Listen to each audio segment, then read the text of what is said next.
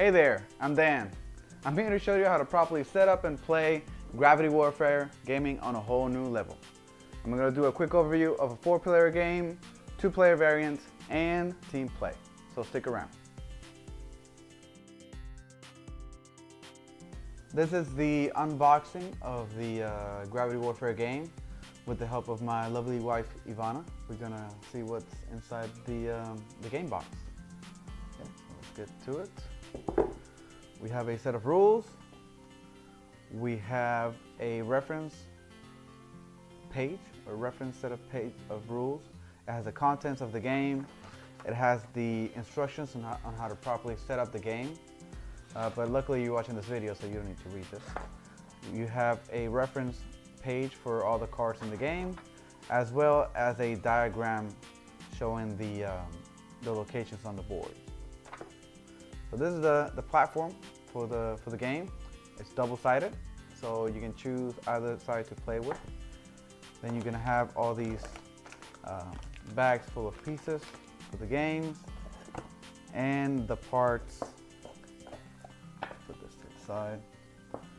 And the parts to set up the platform. The base consists of 2 parts. These 2. All you have to do is just screw them together lightly. Just set that up. Then you're gonna grab the cabin, and there should be a screw or a cabin screw that's gonna allow you to secure the cabin to the platform. To do that is to insert the cabin through that little slot here in the platform, and then screw the cabin screw in the respective hole. Lightly tighten it. Then you should have a platform that balances by itself. Okay.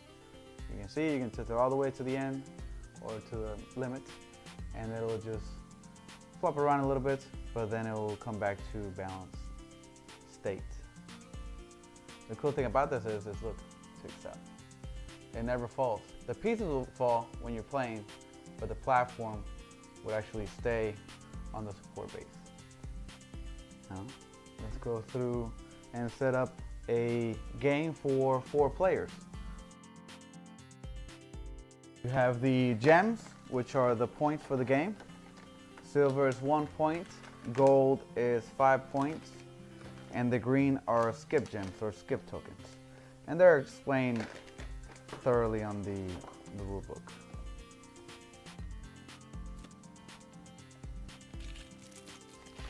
Then you have the oversized leader cards. These are the leader cards for the game.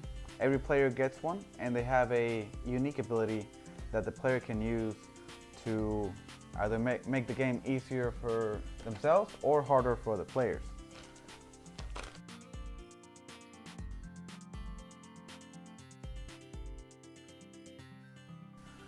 All right, so we're gonna go through a setup for a 4-player game. After you have the platform set up like this or assembled, just set it aside.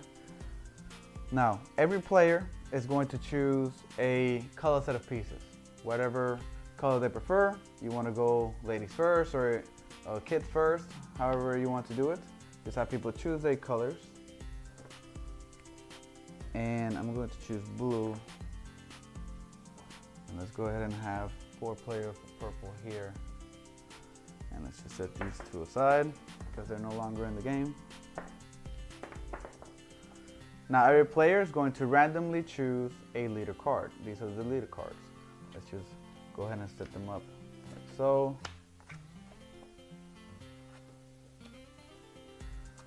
And at the beginning of the game, or when you're starting to play the game, you want to have these shown so that people are aware of all the abilities that are in the game and what other players' abilities are.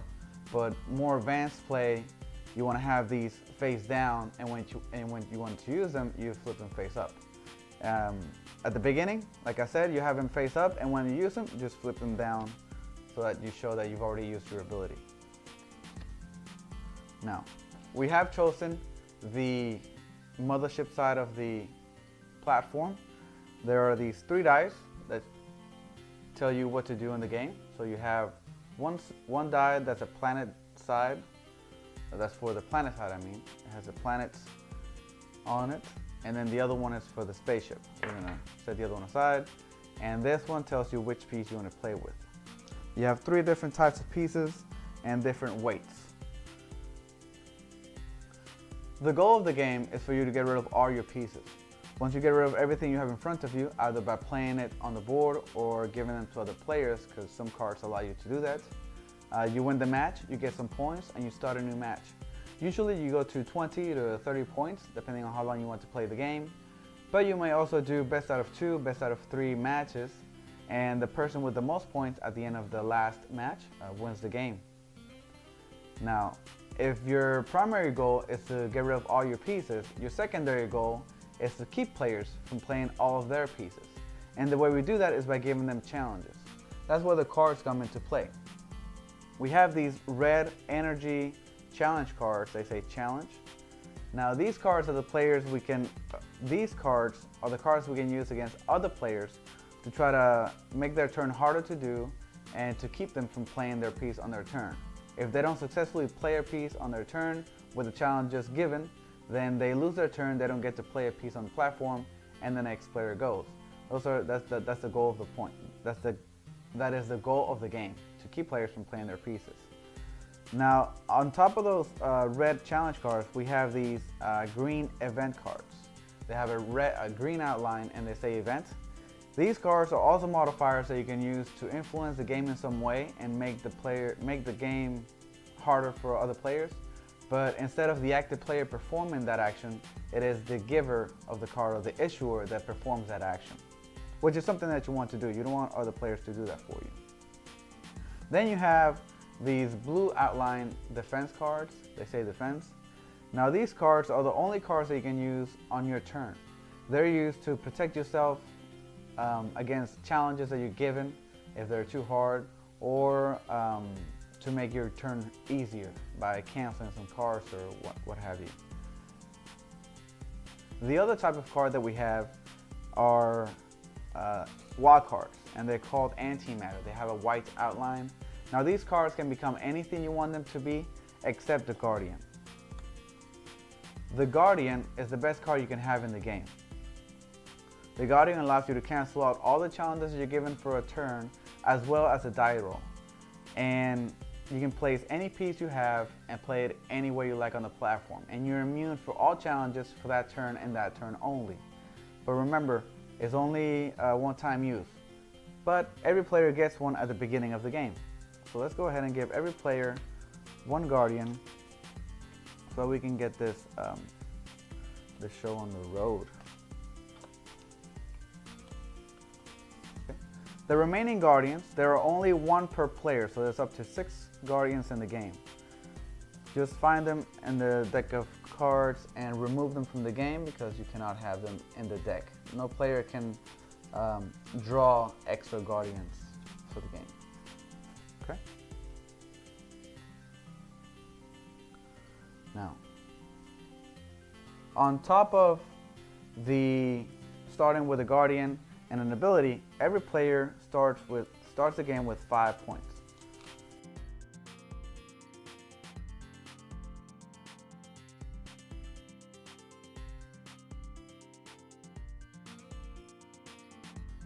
Every player starts the game with 5 cards, unless you have an ability that says otherwise.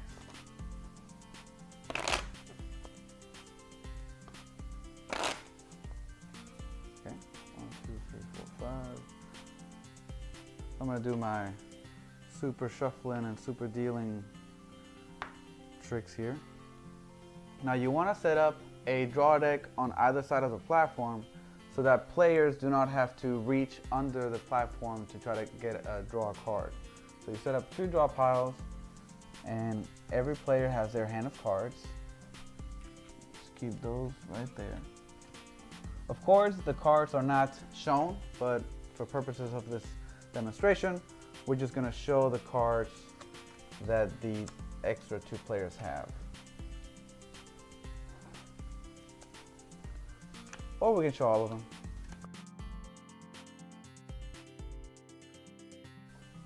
By whatever method you want to do this, choose the first player. Usually the youngest player will go first. Now after choosing your first player, that first player is going to take the dice and roll them. The dice are going to tell them on which location to play. In this case, I'm going to have to play a piece on the green hatch and using one of the star fighters. That's what this die tells me. So I have to place this piece on the green area. Now, it is at this time that other players have the opportunity to give me challenges from their hand to try to make my turn harder to complete, because that is pretty easy. However, a big part of the game is card management, because as the game goes on, you're going to start running out of cards to give to other players, or just start running out of cards overall. There are only two ways that you can restock your hand with cards. The first way is by completing your turn successfully with challenges. You can draw 2 cards, pick one and discard the other. The other way is by paying for a card. So you can pay 1 point and again draw 2 cards, pick one and discard the other. Those are the only 2 ways that you can restock your hand of cards. So try to use your cards carefully and strategically. Especially those aggressive players that just like to give cards every round. You're going to run out of cards pretty quickly, and then you're going to find yourself without being able to interfere with other players' game. So go ahead, do you want to give me any cards? So she's giving me a challenge called Parrot, which means I have to place 2 pieces connected at the same time. Now the card has a little diagram that shows me how many times I need to roll each die. So I have to roll the troop die one more time to find out which piece goes on top of my first one. And coincidentally, it is the same one. So I have to place both of these pieces, like so, onto the green area. Now, do you want to give me any challenges from the other players? And how about the other player? The other player says no? Okay, so for this turn, I've received only 2 challenges. One player decided to not give me any. And I have to place this stack of pieces while the board is spinning. Now the best way to do that is just to hold one of the tips of the platform and just give it a little push, and you have a rotating platform, and I have to place these 2 on the green area, like so. Now the rule with the piece placement, as long as you're 50% inside the zone that you rolled, you're good to go. You don't have to be 100% inside. You can only be, you can be 50-50. However, there is a card out there that keeps you from doing that. So after I've completed my turn successfully, pass the dice to the left, and I would normally be able to draw a card like I said before. One way to restock your hand is by completing your turn successfully with challenges like I just did. However, everybody has a hand limit of 6 cards, and you start the game with 6 cards, including the Guardian. So normally you're not able to, on the first try or the first turn, you're not able to draw any new cards because you cannot draw on top of 6. However, my ability says that I don't have a hand limit, so I can actually draw 2 cards, pick one of those 2, and discard the other. Now I'm going to put the youth cards go in the discard pile, as well as my discarded card, and we can always have a secondary discard pile on this side. So go ahead and roll.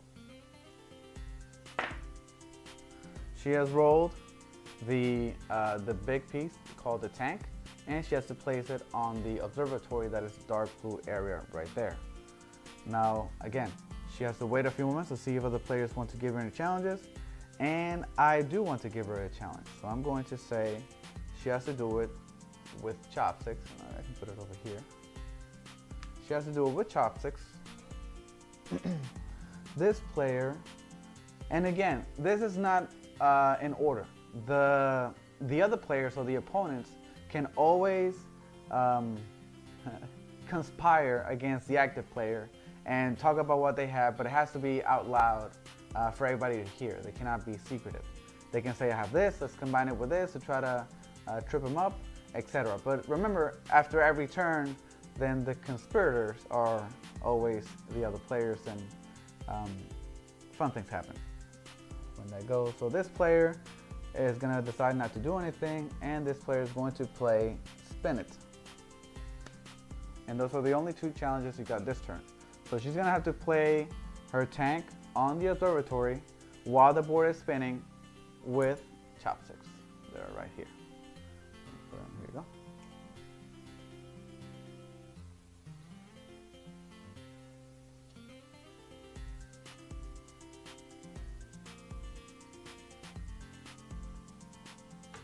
There you go. Perfect. That's done. Now, to save some time, I'm gonna just assume that players are gonna just continue to play and start playing their pieces. So go ahead and just grab the white ones and just put it at random places.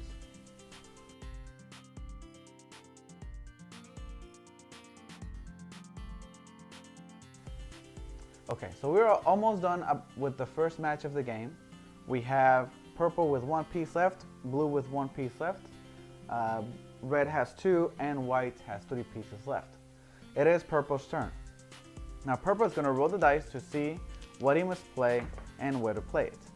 But he did not roll a piece that he had. He rolled a different piece on the troop die. In order to play your turn, you must roll a piece that you have in order to play. So purple is going to get one more try to roll that tank, and there you go. He did get it.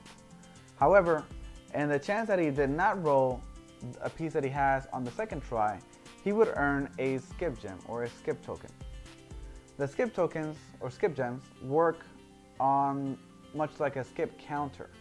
So at this point, the purple, if he had not rolled something that he had, he would lose his turn, earn that skip token, and it'll come around to him again. Now on his next turn, if he still cannot roll a piece that he has in order to play, instead of skipping again, he can pay that skip token to the game and play any piece he has on the location that he rolled. It's kind of like keeping players from skipping too many times. However, a player does have the option to earn another skip gem and continue and pass the die to the left. But let's say that he did not roll and he earns a skip token, and now it is blue's turn. Blue's going to play. I also did not roll something that I have, and again I did not roll, so I earned the skip token.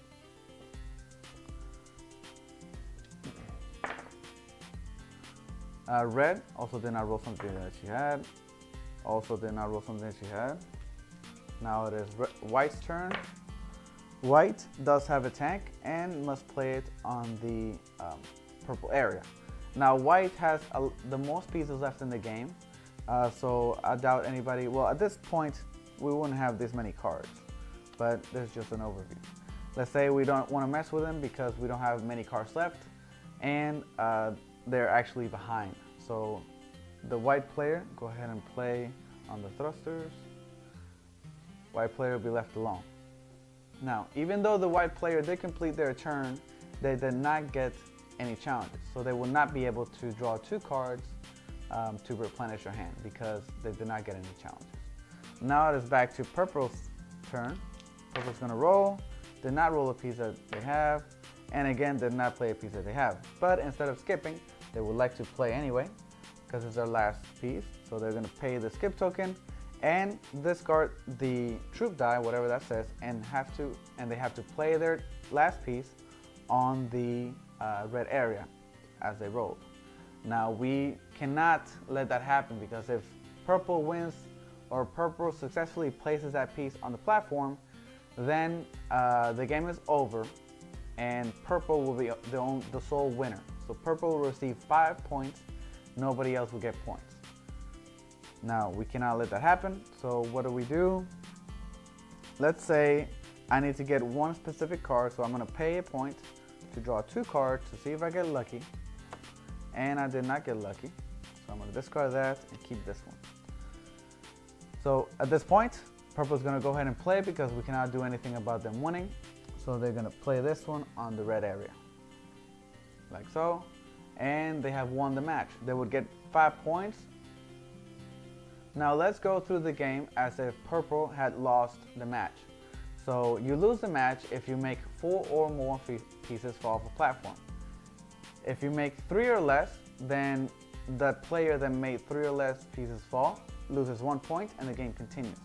But if 4 or more pieces fall to the platform, like so, then that player loses the match and we score the game. And let's go through scoring really quick. All the pieces that fell are just set aside for now because we need to score the game. Now purple, in this case, lost the match, so they would lose 2 points. So 2 points are subtracted from their score, and the other players get points according to how many pieces they have left to play. So there's 4 players. After 1 loser, the first player, the person with the least amount of pieces left gets 3 points. So blue has 1 point, 1 piece, and red and white have 2 pieces left. So the blue player would get 3 points. Then the next player would get 2 points, but both players, white and red, have the same amount, so they will both get 2 points. However, if white still had those 3 pieces left, red would get 2, and then white would get 1 point. And that's how we score. We just reset the game, reshuffle the cards, everybody gets their guardian back, and everybody would reset their ability as well if they used it, and start a new match. That's how you play a 4-player game. Now, there's another way to play the game, which is the team variant. And it is played the same way, but you play in teams, basically. So whether you're playing 2v2, or 2v2v2, or 3v3, depending on whether you're playing with 4 players or 6 players, the key is to alternate team players or team members. So you don't want any single team playing 2 turns twice in a row. So you want to just alternate the team members clockwise around the table. The cool thing about playing in teams is that you can strategically use challenges to try to help your teammates, but you want to be careful because wanting to help your teammates may, in the end, hurt them if other players or your enemies, the opposing teams, actually make that their challenge that was meant to help them make it worse. The other way to play is 2-player. The way you score the team play is very simple. You score the game like regular, like any other game, where if there's 4 players, one loser, then the next player or the person with the least amount of pieces gets 3, then the next player gets 2, and the next player gets 1. It is the same.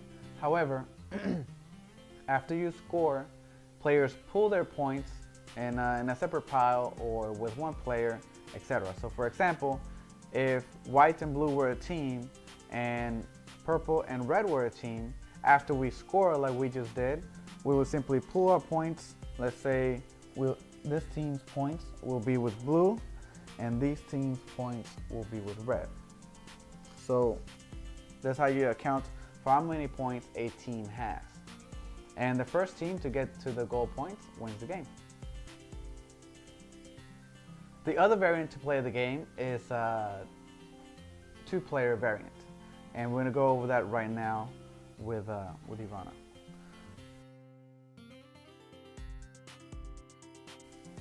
The game is set up very similarly to the other game modes. Every player is going to choose a color set of pieces and randomly choose a leader card. Every player is also going to get their regular guardian at the beginning of the match. The main differences is that every player is going to be dealt 9 cards instead of 5 at the beginning of the game. 5, 5, 4, 4. So every player starts with 10 cards, including the guardian. And the second difference is that instead of only having a limit of 1 card dealt per player, we can issue 2 cards to the other player. So every time the game bounces back and forth, we can choose to play 1 or 2 challenges, or 1 challenge and an event card for against the other player. And the score is very similar, and the losing condition is the same. If you make 4 or more pieces fall off the platform, you lose the match, and if you make 3 or less, you lose 1 point and the game continues. That is how we play Gravity Warfare.